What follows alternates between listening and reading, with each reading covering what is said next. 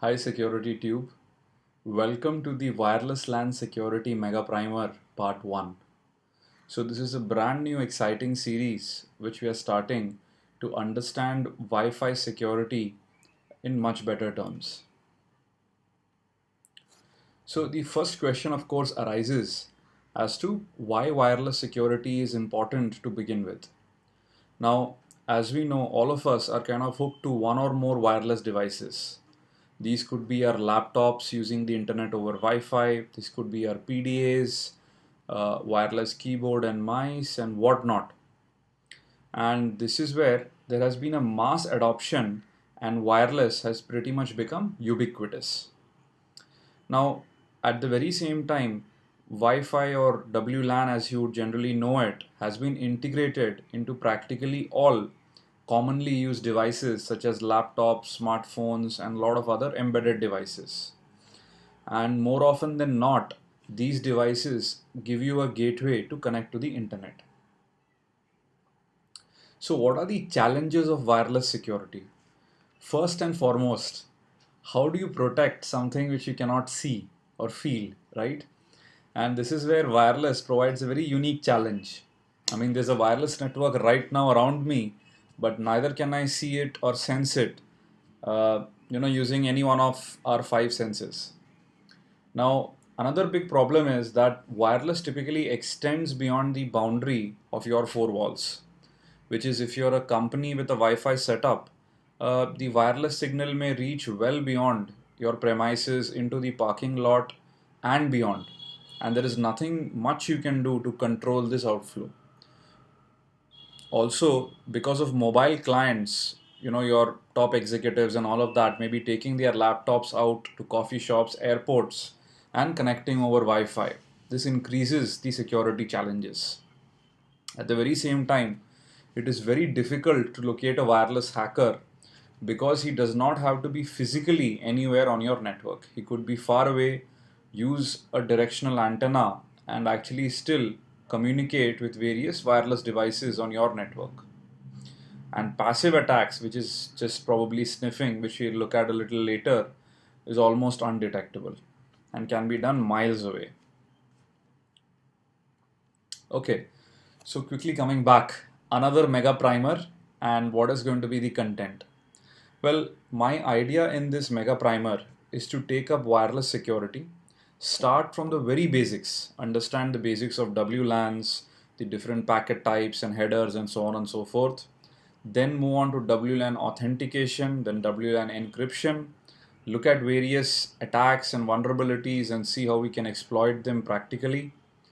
Then move on to infrastructure level attacks, which is where how do we attack an enterprise wireless network.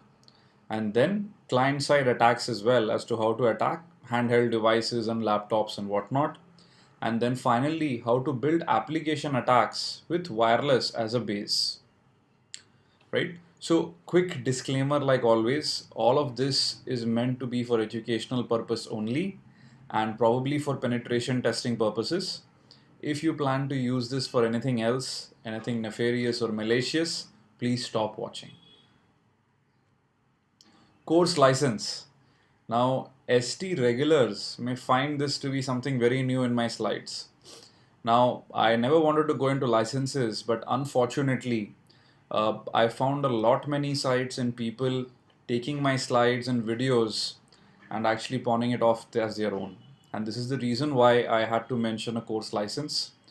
Currently, all courses, past, present, and probably ones which I'll make are going to be licensed with Creative Commons attribution, non-commercial, and non-derivative.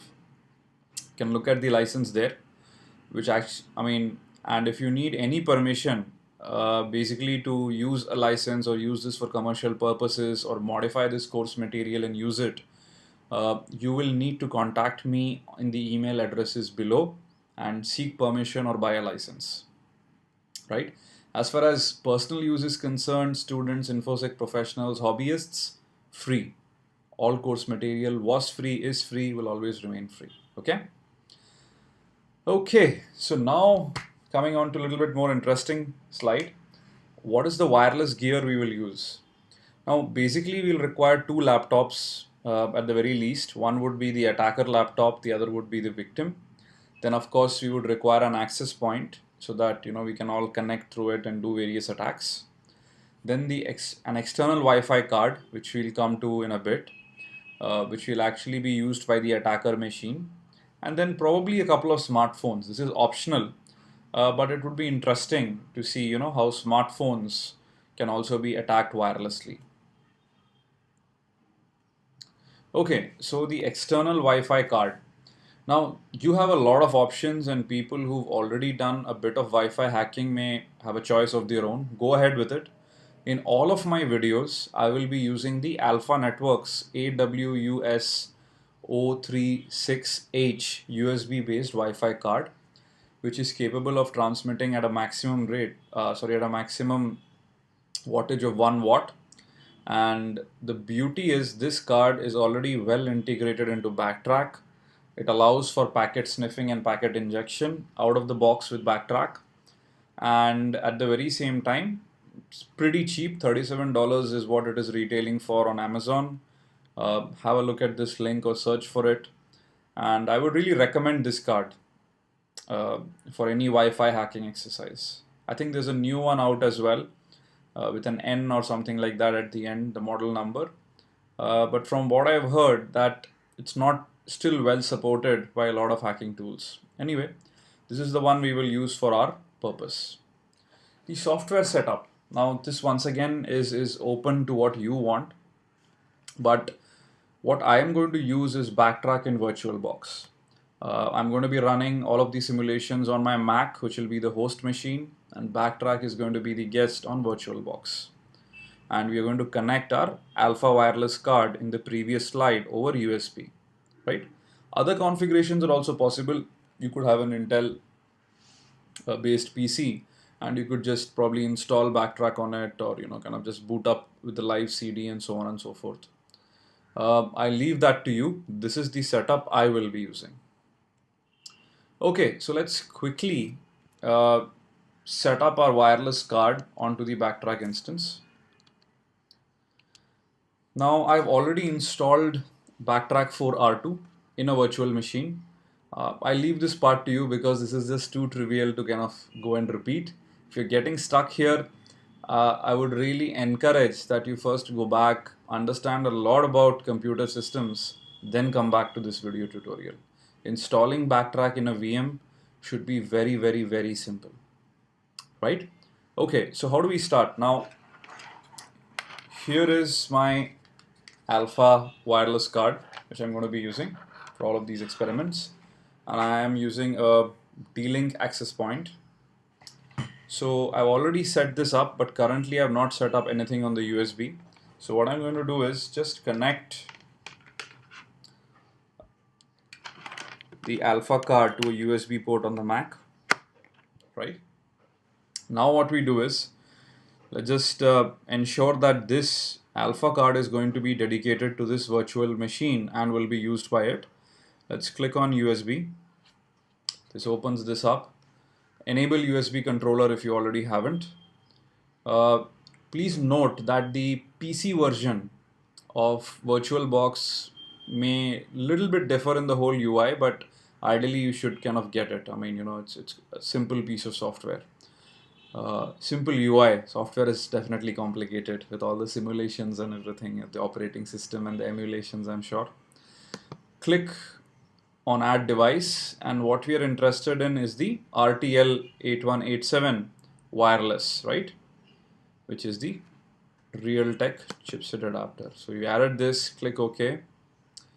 Now just remove the Alpha card, plug it off from the USB, and what we could do is let's just go ahead and boot up the Backtrack machine, right? So as we can clearly see, there's one device already added to it. So let's boot Backtrack up. This should take a minute.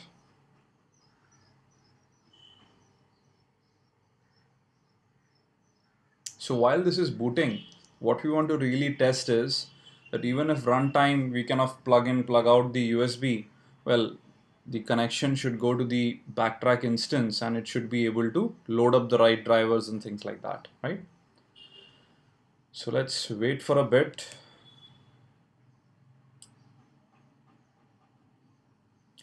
This video series is going to be really interesting, and let's kind of log in. So root, password is tour. Let's hit StarTech so that we can get a good UI.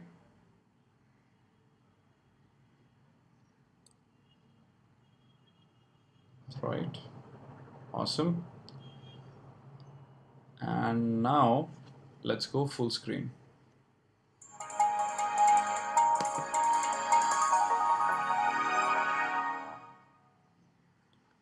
Okay, let's open up prompt.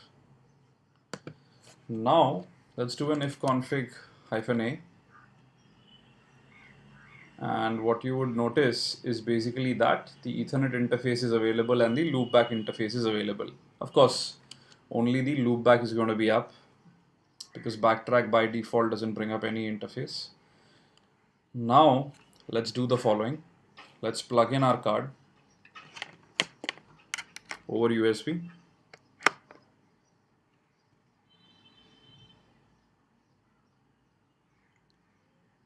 Give it a brief second and let's do an if config -a.